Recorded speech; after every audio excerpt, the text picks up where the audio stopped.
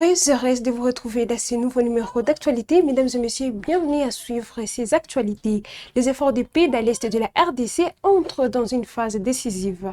Après les discussions amorcées à Doha, Kinshasa et les rebelles de l'F-123 sont entendus en Suisse du 13 au 17 avril pour tenter de relancer un dialogue encore fragile. Objectif, évaluer l'application des accords déjà signés et lever les blocages persistants.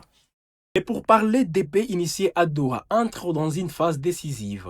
Du 13 au 17 avril 2026, des délégations de Kinshasa et de l'AFCM 23 sont entendues en Suisse pour relancer un dialogue fragile centré sur l'évaluation de la mise en œuvre des deux protocoles déjà signés entre les parties. Sur les papiers, cette rencontre marque une avancée importante dans un processus de paix encore incertain. Les discussions devraient notamment permettre de mesurer les progrès réalisés et d'identifier les points de blocage persistants dans l'application des engagements pris. Mais, à quelques jours de l'ouverture des travaux, plusieurs obstacles menacent leur tenue effective. Parmi les plus urgents figure la question des documents de voyage des délégués de l'AFCM 23. Alors que les négociations sont prévues en Europe, une grande partie de leurs représentants ne disposent pas de passeports valides, compliquant leur participation. Ces contretemps logistiques, en apparence techniques, révèlent en réalité les fragilités profondes du processus en cours. Sans solution rapide, ils pourraient retarder voire compromettre la reprise des discussions. Dans ces contextes tendus, la communauté internationale reste attentive. La réussite de ces pourparlers dépendra autant de la volonté politique des partis que de leur capacité à surmonter ces contraintes politiques, condition essentielle pour transformer les engagements signés en avancées concrètes sur le terrain. Au cours du Conseil des ministres de ce vendredi, le président de la République, Félix-Antoine Tshisekedi, a instruit le gouvernement d'enclencher sans délai le processus de reconnaissance officielle de Kamba comme une ville sainte. Une décision qui vise à préserver les caractères spirituels de ces hauts lieux de pèlerinage. Le précision dans cet extrait du compte rendu avec le porte-parole du gouvernement. La communication du président de la République a porté sur 3 points principaux, à savoir 1. De la reconnaissance du statut de ville sainte à la cité d'Enkamba. Le président de la République tient à sa volonté de faire de la cité d'Enkamba une ville sainte, telle que déclarée solennellement lors de sa participation à la commémoration du 6 avril 2026.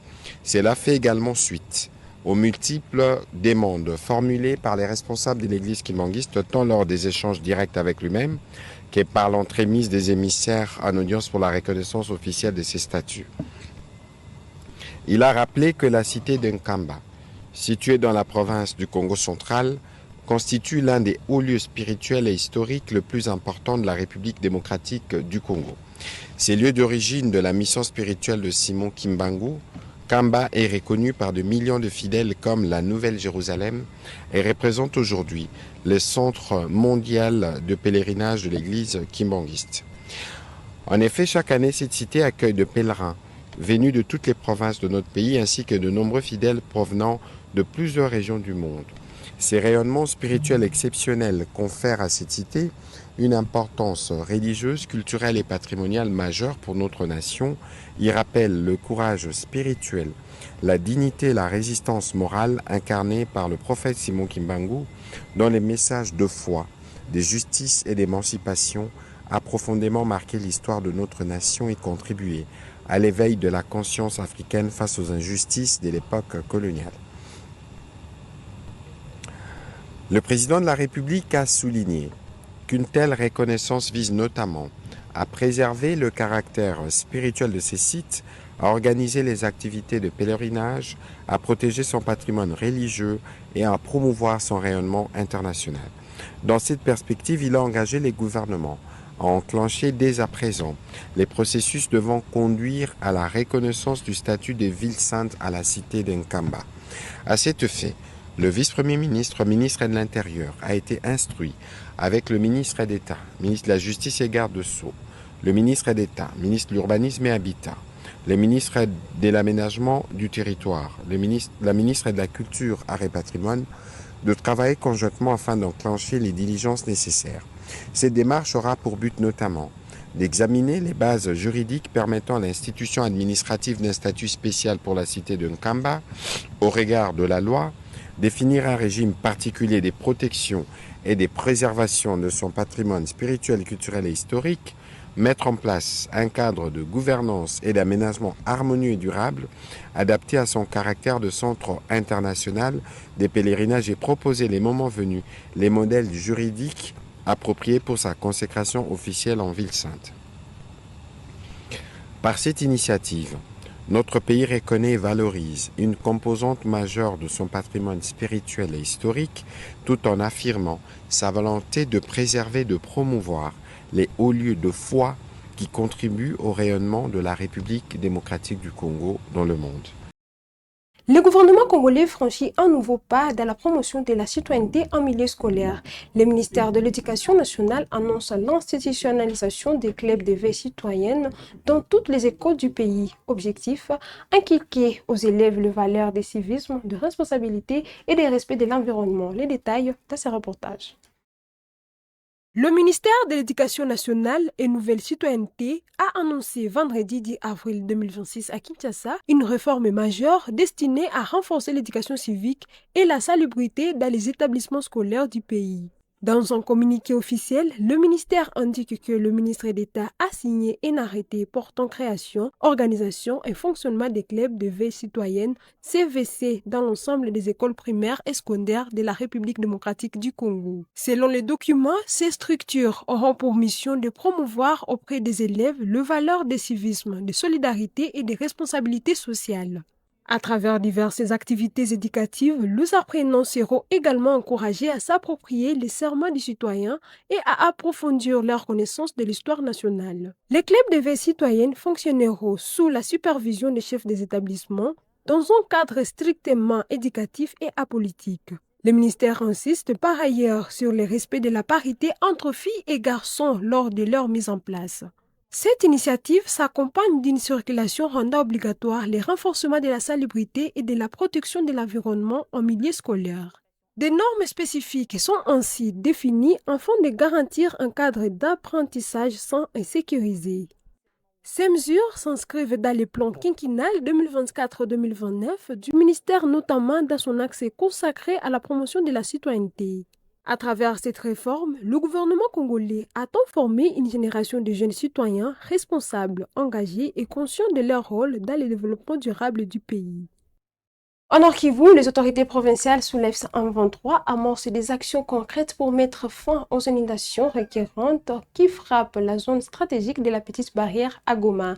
Sur le terrain, les premiers travaux suscitent déjà d'adhésion des habitants qui saluent une initiative entendue de longue date.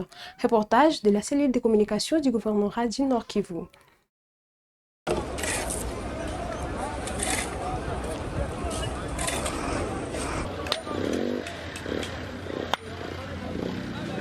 Chose promise, chose faite. La stagnation des eaux à la Petite Barrière appartient désormais au passé. Les travaux de canalisation ont été visités par le responsable du service douanier, accompagné de la cellule de communication du gouvernorat du Nord Kivu. Cette mission s'inscrit dans le cadre du suivi des promesses de l'autorité provinciale.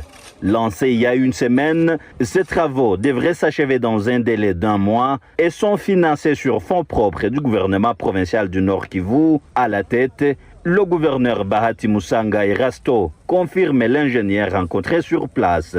Kazi yenye tuko nafanya hapa, tuko nafanya drainage ya tuko jenga mfereji ya kutufasilite drainage ya ima inastanyaka hapa ku Petite Barrière jo tuitie mu collecteur nilikuisha jenga mbele. Tangu siku gani mlianza hii kazi? Tunafanya deja une semaine et demie. Na itakamata muda gani? Itafanya muda ya 1 mois tutakuwa tushamaliza. Na pesa mko zitosha wapi ama nani ndio mwenyewe anagharamia hii kazi? Mwenye anagharamia hii kazi ni gouvernement provincial iko soutenu na gouverneur yepeki. Ndio. Hapa kulikuwa shida gani?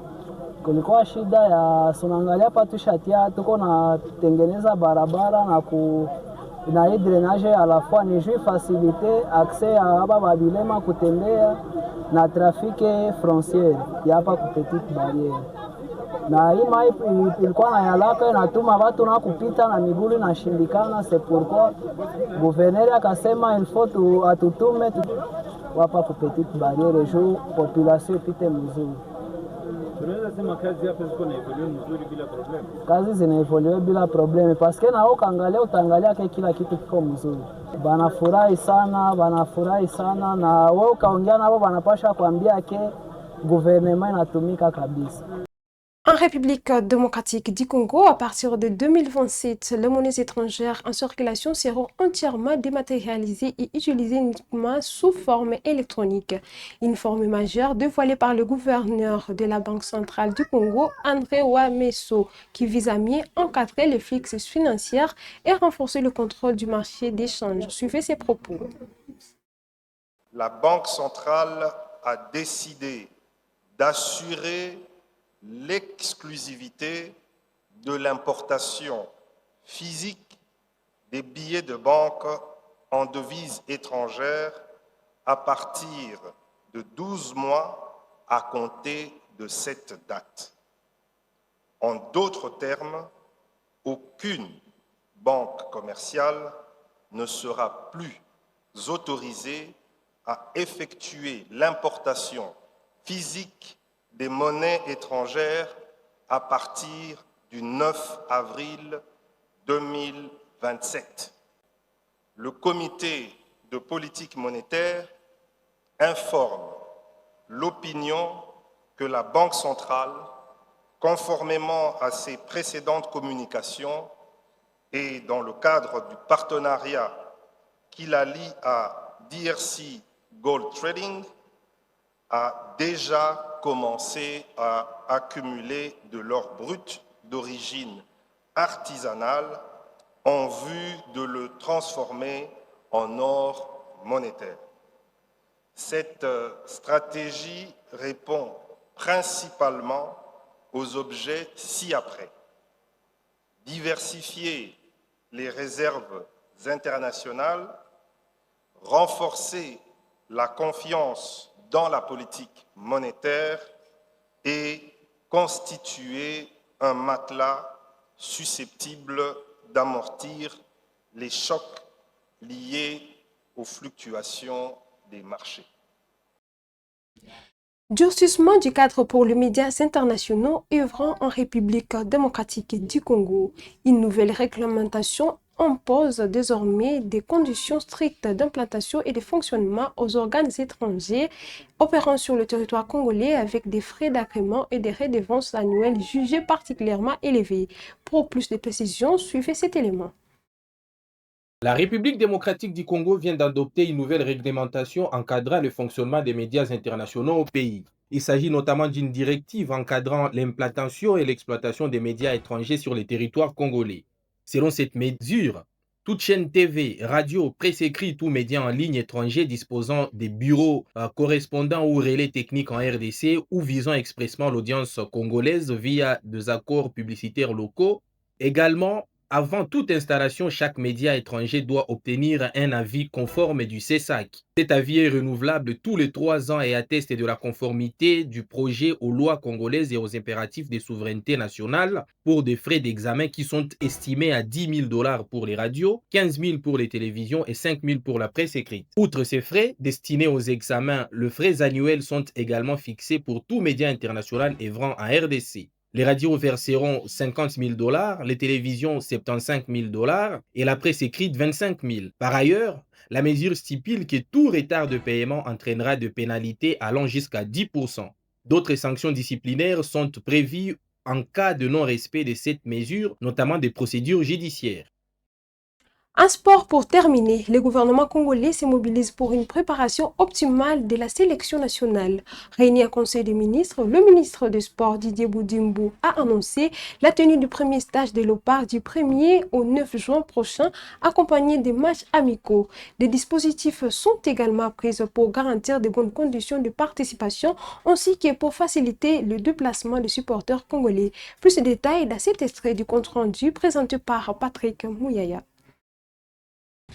Dernière note d'information présentée au Conseil de ministres de ce jour, le ministre de Sport et Loisirs a présenté les rapports relatif aux préparatifs des Léopards pour leur participation à la Coupe du Monde au mois de juin prochain. En effet, 52 ans après sa première participation, notre pays retourne cette année à la phase finale de la plus prestigieuse compétition du monde. Ces succès et les fruits des efforts conjoints du gouvernement et de la volonté personnelle du président de la République, à qui il a rendu un vibrant hommage. Ces retours sur scène ne devraient pas être une simple participation.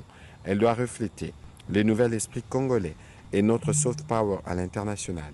Elle implique alors une préparation méticuleuse qui dictera chaque détail sur l'organisation dans et autour de notre sélection nationale. Le ministre des Sports a rappelé que notre pays, placé dans le groupe K, disputera 3 rencontres au premier tour. Le premier, les 17 juin à Houston, aux États-Unis d'Amérique, contre le Portugal, les 23 juin à Guadalajara, au Mexique, contre la Colombie, le 25 juin à Atlanta, aux États-Unis, contre l'Ouzbékistan. Après la qualification historique, saluée par toute la nation, les joueurs sont repartis chacun dans son club pour y disputer les derniers matchs de la saison 2025-2026 et rejoindront la sélection nationale du 1er au 9 juin pour le stage de préparation qui sera ponctué des matchs amicaux face à des équipes ayant le même profil que nos adversaires du groupe K. En vue de préparer un plan stratégique et holistique, une commission de préparation réunissant les experts de son ministère, de la FECOFA, et partenaires autour du staff technique a été mandaté pour proposer un programme détaillé, notamment le choix des adversaires en amical, les lieux du stage, le budget prévisionnel et les autres éléments pertinents.